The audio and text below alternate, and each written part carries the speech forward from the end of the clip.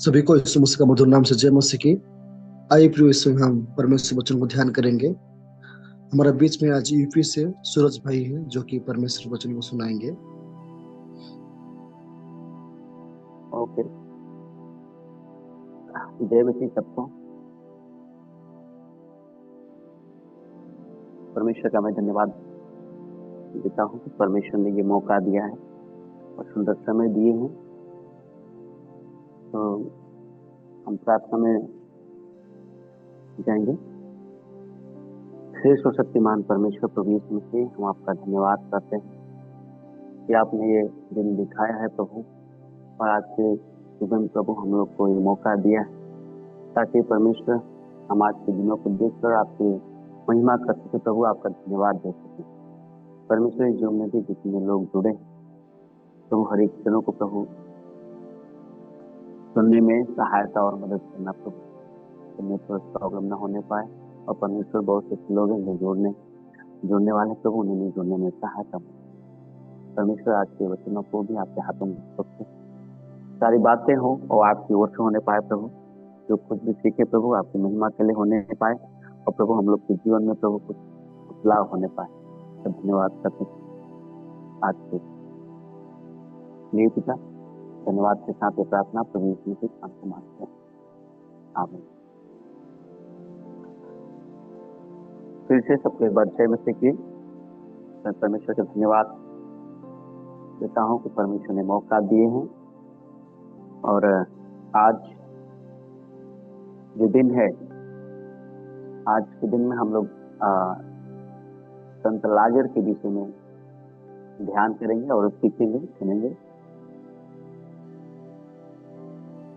मेरे प्रियो, संत लाजर के विषय में बाइबल में बताया गया है, उनके विषय में कि ये यूहन्ना रचित सुसमाचार उसके 11वें अध्याय में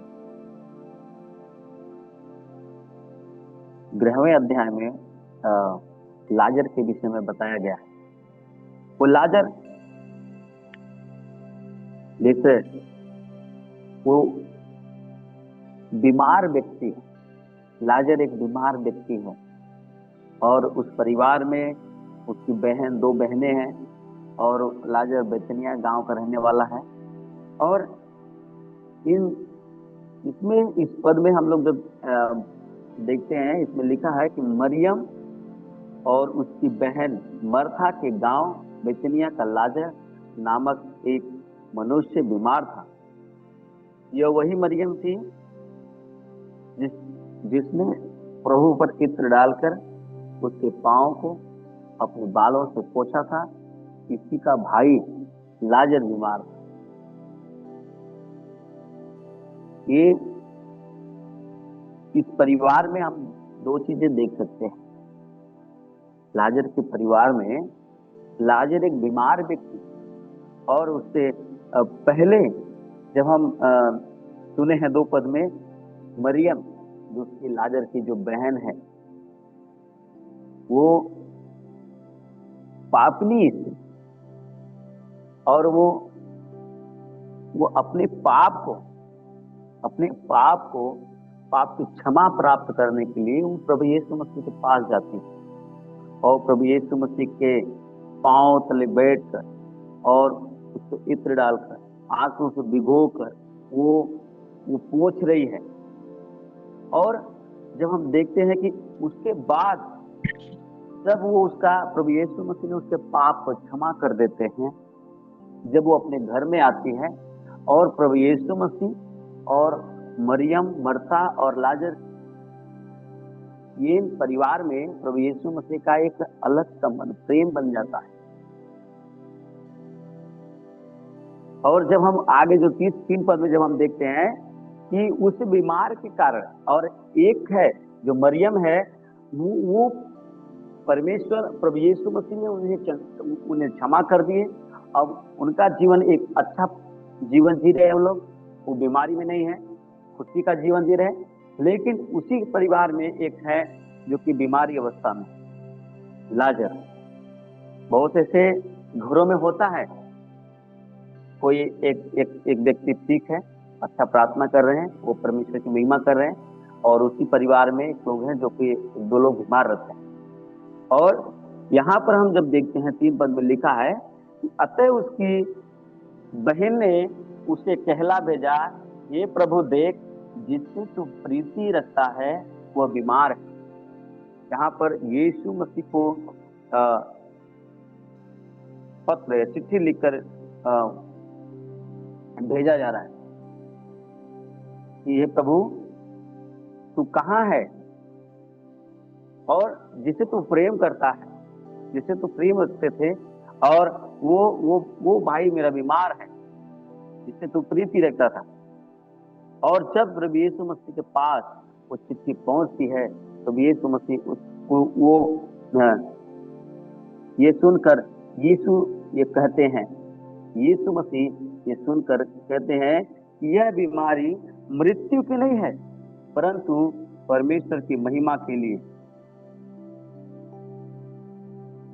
कि उसके द्वारा परमेश्वर के पुत्र की महिमा हो।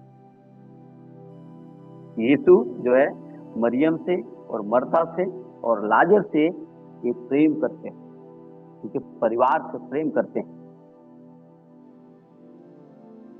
और लाजर का परिवार यीशु के लिए सच्ची और दृढ़ भक्ति लगाकर, वे उनका विश्वास भरोसा है कि जिसे वो प्रेम करते हैं।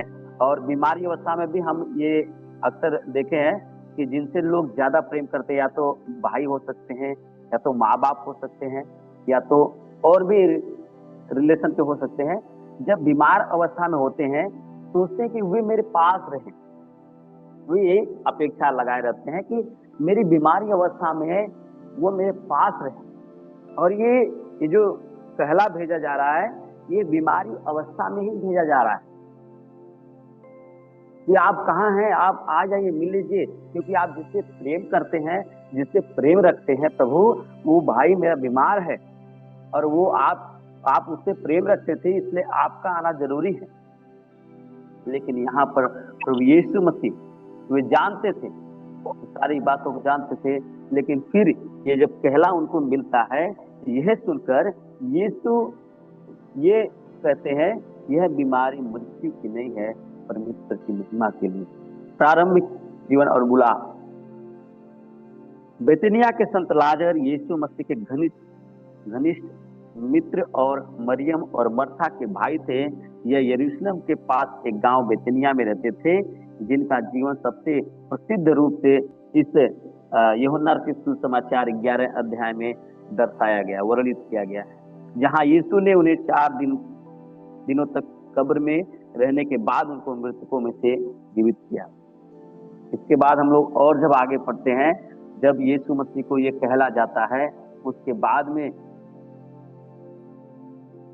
ये परमेश्वर की महिमा के लिए है। यहाँ पर लिखा है कि परमेश्वर के लोगों के बीच बीमारी का अंतिम प्रमाण कभी भी मृत्यु नहीं है। पुनरुत्थान के द्वारा अंत में मृत्यु का नाश किया जाएगा। अंतिम सत्य यह है कि जो यीशु पर विश्वास करते हैं कभी न मरेंगे। ये जब हम 25 और 26 पद में, जब हम 11 अध्याय के 25 26 पद में जब देखते हैं, में लिखा है।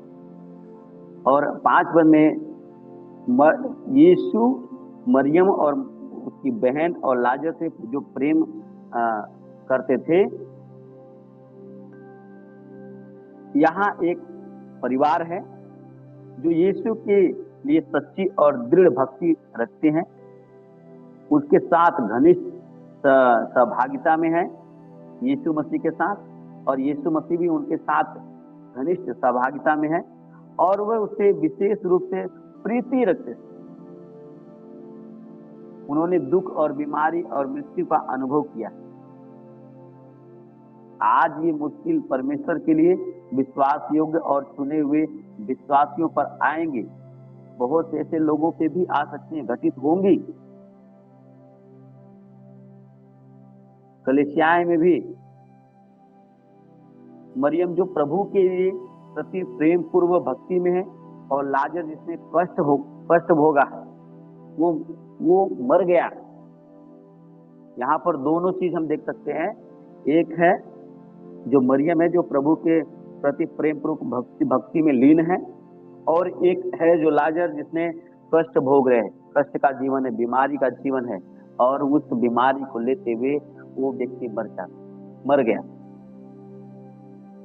बहुत ऐसे परिवारों में भी होता है, कुछ लोग बत्ती लगाए रहते हैं, परमेश्वर की महिमा करते हैं, लेकिन बीमारी के कारण वो बीमारी की वजह से मर जाते हैं। लेकिन यहाँ पर हम देखेंगे कि फिर भी जब उसने सुना कि वह बीमार है, तो जिस स्थान पर वह था वहां 2 दिन और ठहर गया। के बाद उसके चेले से कहा, आओ फिर हम फिर यहूदियों को चलें। चेलों ने उससे कहा, हे प्रभु, अभी तो यहूदी तुझ पर पथरवाह करना चाहते थे, और क्या तू फिर भी वहीं जाता है? ये पथरवाह का समय एक अलग था कि वहां पर प्रभु यीशु मसीह अपने आप को बताते हैं कि मैं और पिता एक हैं। वे वहां के लोग जो थे वो यीशु मसीह से, उनके सारे चमत्कार से, उनकी चंगाइयों से वे दुखी नहीं थे, या तो वो विरोध नहीं कर रहे थे। वे उस बात को लेकर विरोध किए कि यीशु मसीह खुद कहते हैं कि मैं पिता और मैं एक हूँ। इस बात को लेकर जो वहां के यहूदी लोग थे उस पर पथरवाह करना, ये अपने आप को ये महान कह रहा है। और हम जानते हैं, बाइबल हमें बताती है पिता और प्रभु ये परमेश्वर ने यीशु को भेजा है। वो खुद यीशु खुद परमेश्वर होके अपने आप को शून्य कर दिए संसार में आ गए। यीशु ने उत्तर दिया, क्या दिन के 12 घंटे नहीं होते? यदि कोई दिन में चले तो ठोकर नहीं खाता, क्योंकि वह जगत का उजाला देखता है। दिन में कोई ठोकर नहीं, लेकिन रात में दिक्कतें हैं। इसलिए उनको जो विरोध करते हैं वे केवल, लेकिन यहाँ पर हम यीशु मसीह के विषय में हम देखते हैं कि यीशु मसीह खुद वो परमेश्वर होके लोगों को चंगाई दे रहे हैं, लोगों को बीमार से उनको मुक्त कर रहे हैं। उसने ये बातें कही और उसके बाद उनसे कहने लगा, हमारा मित्र लाजर सो गया है, क्योंकि मैं उसे जगाने जाता हूँ। तब चेलों ने उससे कहा, हे प्रभु, यदि वो सो गया है तो स्वस्थ हो जाएगा, वो जाग जाएगा। इस बात पर यीशु सोचते हैं कि इनके समझ में नहीं आया। यीशु ने तो उसकी मृत्यु के विषय में कहा था, परंतु वे समझने की उसने समझे कि उसने नींद के विषय में, जो सो जाने के विषय में कहा है।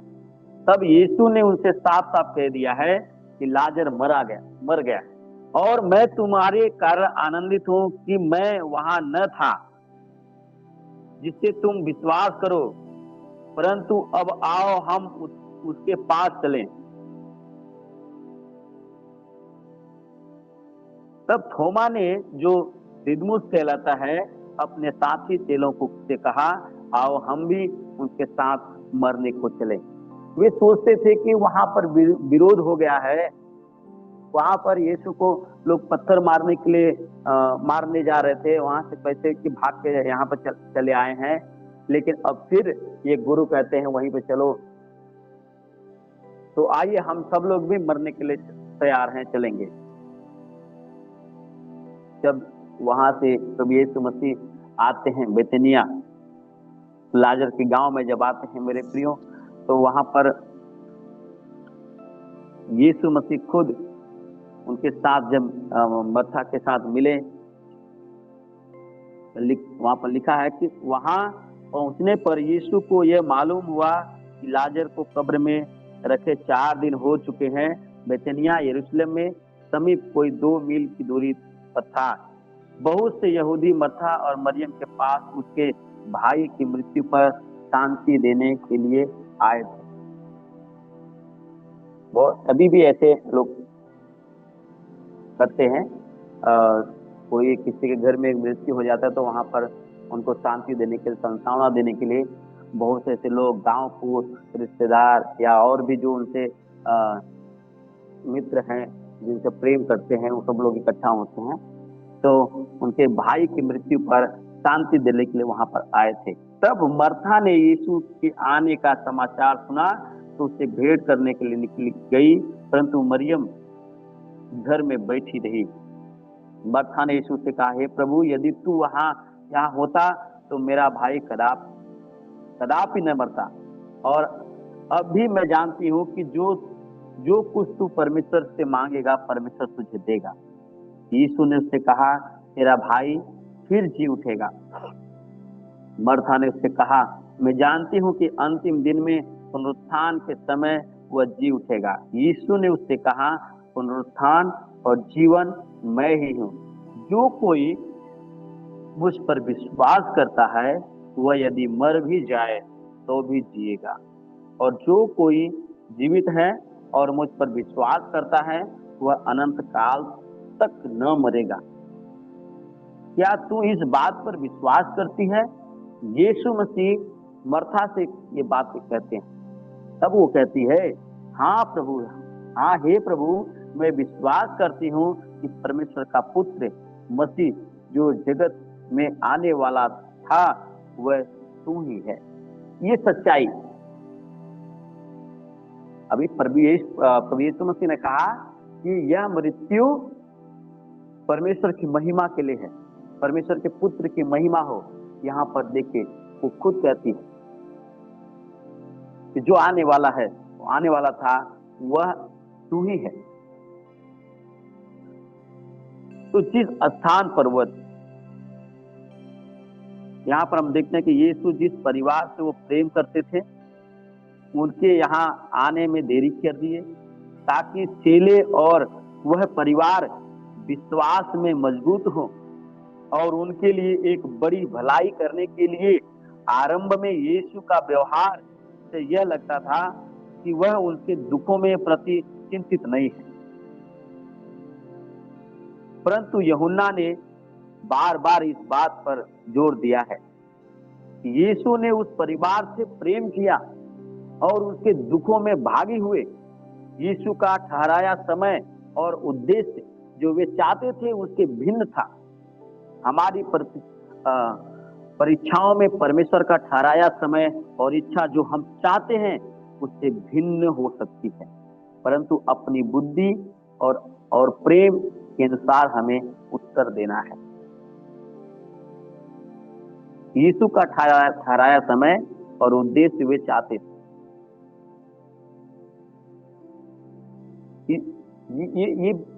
ये बातें हम लोग को सुनकर यीशु मसीह ये जानते हुए वो खुद जब वो कहला भेजती है, वो कहती है, प्रभु आप जिससे प्रेम करते थे वो भाई बीमार है, आप मिलने आ जाइए।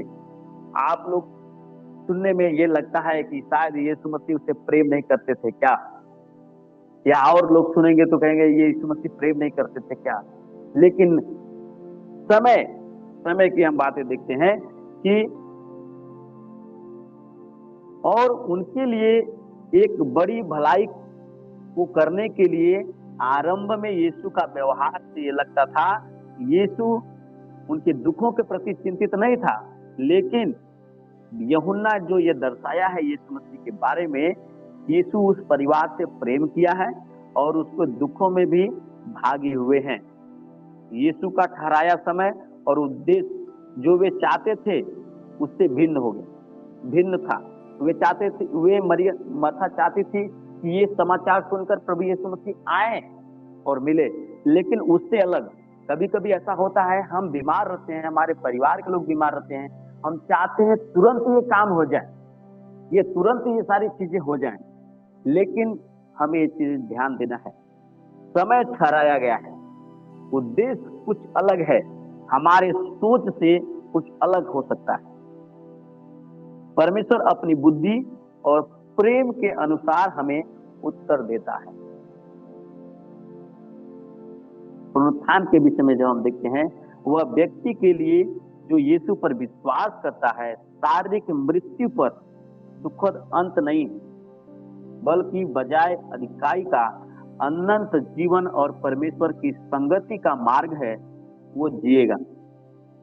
जो 25 पद में हम लोग देखे हैं, कि पुनरुत्थान के विषय में कि न मरेगा, जो 26 पद में भी इस तरीके से दिया गया है कि पुनरुत्थान पाए विश्वासी कभी न मरेगा।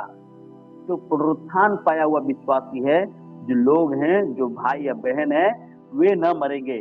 उनकी नई देह होगी, उनका एक नया देह होगा, अमर और अविनाशी होंगे, जो न मर सकती और ना ही नाश हो सकती। इस बात को हम जब पढ़ सकते हैं, आप लोग लिखना है तो लिख लीजिए। पहला कुरिन्थियों उसके 15 अध्याय के 42 पद और 54 पद में ये दिया गया है, और रोमियो उसके 8 अध्याय के 10 पद में, और दूसरा कुरिन्थियों 4 अध्याय के 16 पद में दिया गया है कि जो यीशु पर विश्वास करते हैं, जो पुनरुत्थान पाए हुए विश्वासी हैं, जो आत्मा पाए हुए विश्वासी, वे एक नई देह है और वह अविनाशी। अब वो मरने वाले नहीं, वे नाश नहीं हो सकते। देह का पुनरुत्थान, हमारे देह का भी पुनरुत्थान होना है। तब यीशु मसीह वहां पर जब आते हैं, आने के बाद में उनके साथ मरियम मर्था के साथ मिलते हैं, उनसे बातें करते हैं, पुनरुत्थान के विषय में जानते हैं। फिर उसके बाद में कहते हैं मुझे ले चलो वहां पर, उस स्थान पर ले चलो जहां पर उसको रखा गया है।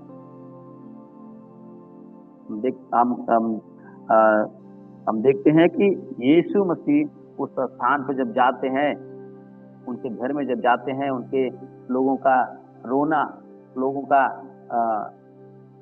दुख देखकर प्रभु यीशु मसीह भी वहां पर उनके साथ रोते हैं, उनके साथ सहभागी होते हैं। उनको एक जो शांति के लोग इकट्ठा होते हैं उनके घर में, वो शांति देने के लिए। ये चीज हमें भी ध्यान देना है। हम एक मसीही परिवार हैं, हमें भी लोगों के दुख में भी, चाहे वो हमारे मित्र हों या तो हमारे मित्र ना भी हों, हमें दूसरों के दुख में सहभागी होना। दुख के समय में कोई व्यक्ति आते हैं, उसको कभी भी कोई भूलता नहीं।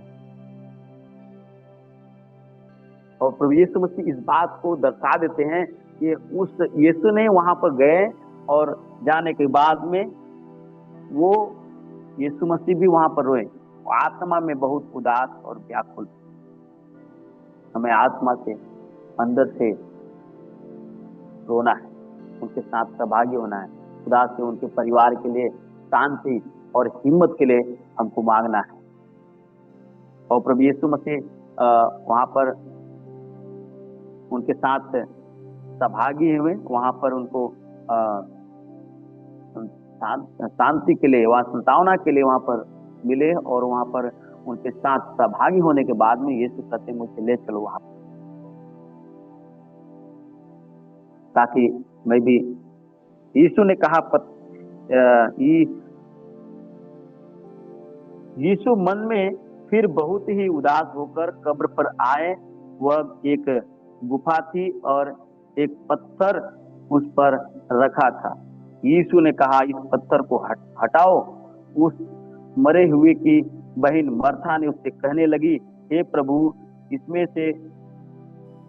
से अब तो दुर्गंध आती है, क्योंकि उसे मरे हुए 4 दिन हो चुके हैं।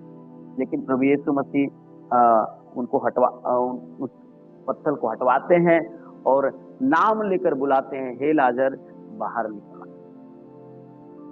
और वो लाजर बाहर निकल के आता है। ये परमेश्वर की महिमा है। लाजर के जीवन में हम देखते हैं, लाजर जब वहां पर जिंदा हो गया, 4 दिन का मरा हुआ लाजर जब जिंदा हो जाता है, जिंदा होने के बाद में वे फिर चुप नहीं रहता है। जैसे हम लोग देखते हैं, बहुत से लोग जब पवित्र आत्मा पा जाते हैं, फिर वो चुप नहीं रहते हैं। कुछ लोग ऐसे हैं जिनको जीवन में जो चंगाइयां मिल जाती हैं, फिर वे चुप नहीं रहते हैं अपनी गवाही देने के लोगों के सामने। वैसे ही ये लाजर है, जो पुनरुत्थान के बाद लाजर ने साहस पूर्वक मसीह का अनुसरण किया। अनुसरण का मतलब उनके पीछे पीछे उनके विश्वास के कारण उसे बिना उनको नाव पर बिठाकर समुद्र में फेंक दिया गया उस लाजर को। कुछ जब अनुसरण करने लगे कुछ लोग विरोध किए, उसको फेंक दिए। वहां पर जो हम देखते हैं कि अधिकारियों द्वारा यह एक सजा थी। बाद में ये उस लाजर को नाव पर बिठाकर उसको फेंक दिया गया कि वो मर जाएगा, लेकिन ये एक सजा के अनुसार उसको मिला था। तो परमेश्वर के चमत्कारिक रूप से उसे फ्रांस में जब पहुंचा, वहां उसने एक कलीसिया स्थापित किया है। वहां पर 7 वर्ष तक बिशप का काम, परमेश्वर के भवन में सेवकाई का काम किया। बाद में उसे यहूदियों द्वारा उत्पीड़न, उनको सताव के कारण उसे सित्थीन चला गया, सित्थीन जगह में चला गया। वहां पर जाकर तो 30 साल तक उन्होंने परमेश्वर की सेवा किए और लोगों को, वहां पर जाने के बाद लोगों को सुसमाचार सुनाया। वो सुसमाचार यीशु था, यीशु मसीह के बारे में उसे बताएं, सुनाया और उन्हें यीशु मसीह का चेला बनाया। आज भी हम जिस स्थान पे हैं, यीशु मसीह ने हमें लोगों के बीच में बोला है। जब हम पढ़ते हैं मत्ती उसका 28 अध्याय के 18 से 20 पद में लिखा है कि यीशु हमें कहता है, तुम जाओ सारे जाति लोगों के पास, सारे लोगों के पास जाओ और उन्हें क्या बनाओ, चेला बनाओ। पिता पुत्र पवित्र आत्मा का नाम सुने, बपतिस्मा दो, जो मैंने तुझे आज्ञा दिया उन्हें भी उन दूसरों को मानना सिखाओ। ये परमेश्वर का अनुसरण किए, प्रभु यीशु मसीह का अनुसरण किए। प्रभु यीशु मसीह ने जैसे उन्हें बताया करने के लिए, उस तरीके से वे किए। और हर एक संत जितने भी हम सुनते आए हैं, वे लोग मारे गए, वे लोग उन पे घात किया गया, लेकिन उन्होंने अपने कार्य को बंद नहीं किया। मेरे प्रियो, जब हम प्रभु यीशु मसीह को चख लेते हैं, जीवन में जब चख लेते हैं, हम प्रभु यीशु मसीह के मर मिटने के लिए भी तैयार होते हैं। संत लाजर जो है कि यीशु मसीह जब उनको जिला दिया पुनरुत्थान के बाद, लाजर साहस पूर्वक एक जिम्मेदार के साथ वे प्रभु यीशु मसीह के कार्यों को पूरा करने के लिए और यीशु मसीह का लोगों तक सुसमाचार सुनाने के लिए वो हमेशा तैयार रहे और उन्होंने सुनाया भी और उन्हें लोगों को यीशु मसीह का चेला बनाया। आज लाजर जहाँ पर उनका कब्र है, जहाँ पर उस जगह पर एक बड़ी कलीसिया उन्होंने खड़ा की, और ये आज यीशु आज भी हमारी मुहरबंद परिस्थितियों को सामने खड़े हैं और कहते हैं, आए आगे आओ, द्वार खुल जाए, जीवन फिर से शुरू हो। कभी कभी हमारे भी जैसे लाजर के वो पत्थर रखा लगा हुआ था, लेकिन उस पत्थर को हटवा के प्रभु यीशु मसीह उसको तोड़कर उनको जिलाया। आज प्रभु यीशु मसीह हमारे भी जो मोहरबंद हैं, जो हमारी परिस्थिति ऐसी हैं, उस सबको तोड़कर प्रभु यीशु मसीह आज हमें खड़ा कर रहा है। आज हम लोग वचन कि यीशु ने उससे कहा कि पुनरुत्थान और जीवन मैं हूं, जो कोई मुझ पर विश्वास करता है वह यदि मर भी जाए तो जिएगा, और जो कोई जीवित है और मुझ पर विश्वास करता है वह अनंत काल तक न मरेगा।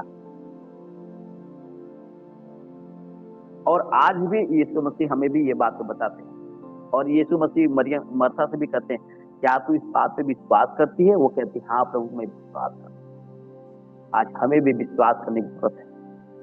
आज हमें भी प्रभु यीशु मसीह के सुसमाचार को इस संत लाजर के जैसे कार्य करने की जरूरत है। साहस पूर्वक मसीह का जीवन जीने के लिए ये जरूरत है। जितने भी हम सब लोग इसे तुम्हें सुन रहे हैं, तो प्रभु यीशु मसीह हमें ये आदेश देते हैं, ये आज्ञा देते हैं कि तुम भी इन साहसी पुरुष के जैसे अपने कार्य, अपने जीवन को जियो और बिताओ। और उन्होंने जाकर लोगों को चेला बनाया और प्रभु यीशु मसीह का सुसमाचार सुनाया, और वो खुद प्रभु यीशु मसीह ही सुसमाचार है जो लोगों के बीच में सुनाए। तो हम लोग ने संत लाजर के बीच में देखे तो वो बेतनिया गांव के रहने वाले हैं, और वो भाई बहन पूरा परिवार प्रभु यीशु मसीह पर विश्वास करते हैं और भक्ति लगा के रहे हैं।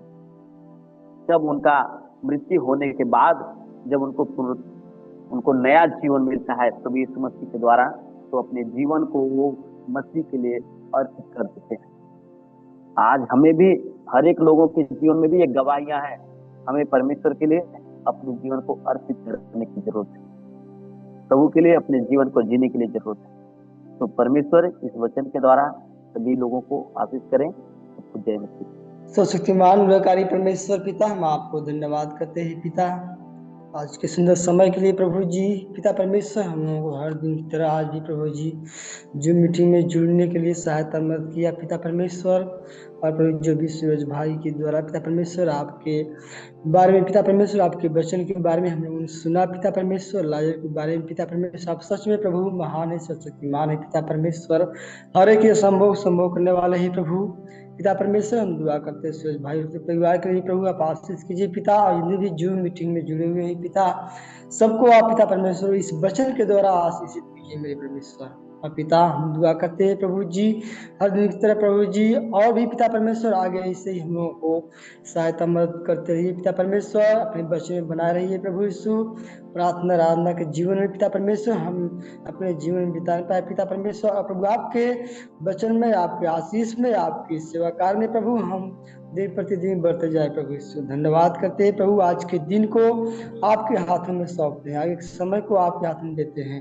हमारी प्रार्थना सुना है, इसके लिए हम लाख लाख धन्यवाद करते हैं।